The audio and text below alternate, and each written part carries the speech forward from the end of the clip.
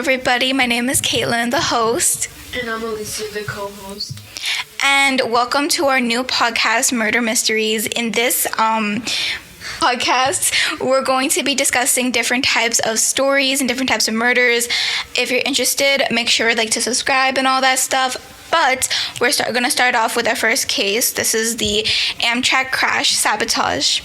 Have you ever thought about what happens in cold cases or cases that were never solved? What happened to those people? Why did they do it? What drove their passion for doing such acts? We are a new murder mystery podcast that covers unsolved murder mysteries and cold cases. We give you the facts, the whole story, and what actual people think happened. We voice our opinions and shed light onto these tragedies. These are the 5 facts about the Amtrak case. The first fact: inaugural route. The accident occurred on the first day of service for a new Amtrak Cascades route between Seattle and Portland, Washington. Fact 2: excessive speed. The train derailed at approximately 80 miles per hour on a curve that had a speed limit of 30 miles per hour. Fact 3: fatalities and injuries. 3 passengers died in the crash, and more than 80 passengers and crew were injured. No positive train control, or PTC. The derailment highlighted the absent technology which can automatically slow or stop a speeding train, as it was not yet active on the new route. 5. Overpass crash. 13 of the train's 14 cars went off track, with several falling from the overpass onto the 1 to 5 highway, where they struck vehicles below. Okay, so now we're going to be moving into the story case details. So it says the sabotage causes the derailment of an Amtrak passenger train. On October 9, 1995, 60 miles southwest of Phoenix, Arizona, Amtrak's Sunset Limited passenger train jumped the track going 50 miles per hour.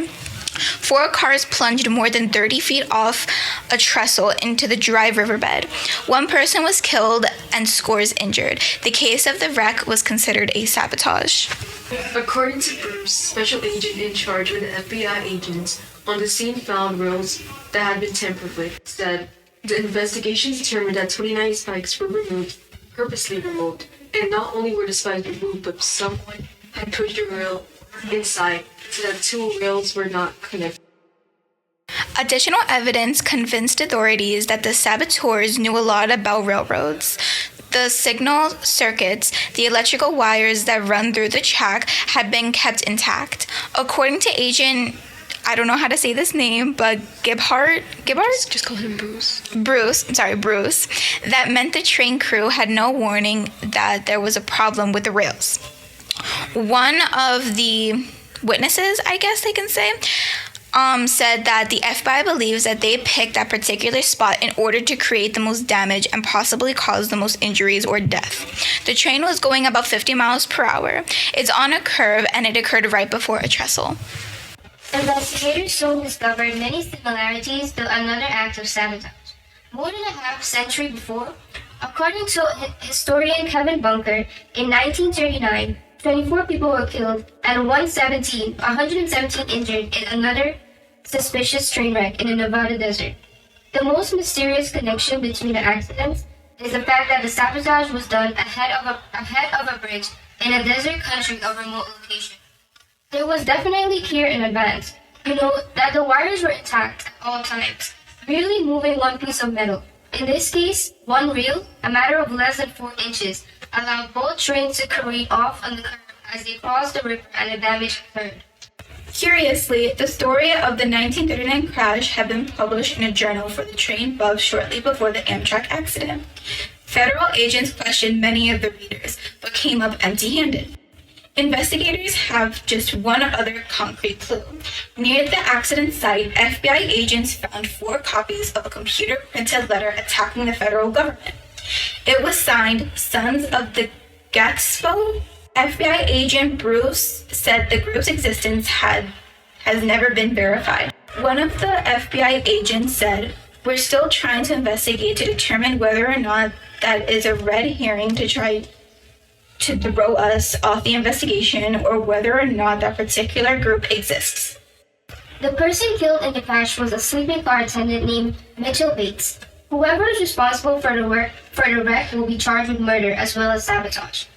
Now we're going to be moving on to the comments. This one comment by Blue Bird from November 26, 2016 at 6:58 p.m. said, "Why would somebody remove the 29 spikes? And who killed them and injured those other people? Somebody knows."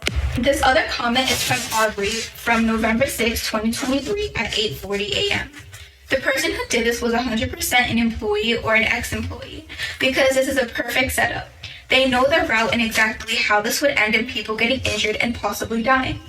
We should find records of ex-employees and see what their alibi was and if they even have one. This will make getting evidence easier and bringing the culprit to justice. Ryan, on October 6, 2020 at 7:31 a.m.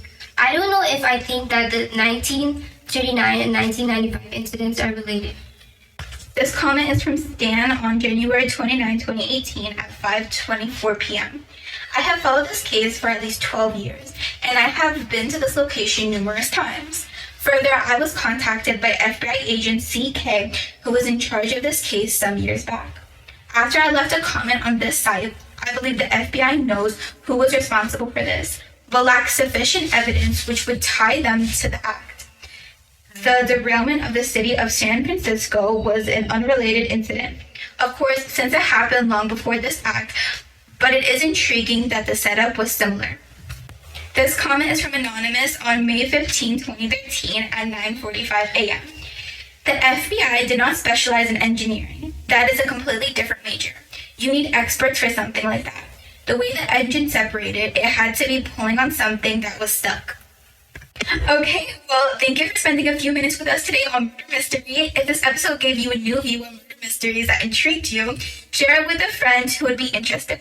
Don't forget to subscribe, and I'll catch you next week. Same time, more mysteries. Until then, keep investigating, keep an open mind, and be you. Okay, well, thank you for spending a few minutes with us today on Murder Mystery. If this episode gave you a new view on murder mysteries that intrigued you, share it with a friend who would be interested. Don't forget to subscribe, and I'll catch you next week. Same time, more mysteries. Until then, keep investigating, keep an open mind, and be you.